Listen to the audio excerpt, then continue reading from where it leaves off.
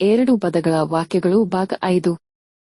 2-word sentences, part 5. ಸಂತೋಷವಾಗಿರು.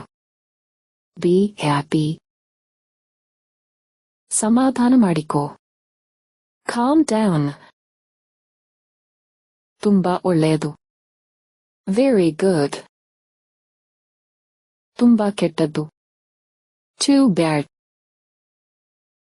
ಅದಕ್ಕೇನು ಅಥವಾ ಅದಕ್ಕೀಗೇನು. So what? ಏಕೆ ಇಲ್ಲ ಅಥವಾ ಯಾಕಾಗಬಾರದು. Why not? ಯಾರಿಗೆ ಗೊತ್ತು. Who knows? ದೇವರಿಗೆ ಗೊತ್ತು. God knows. ಪರವಾಗಿಲ್ಲ ಬಿಡು. Never mind.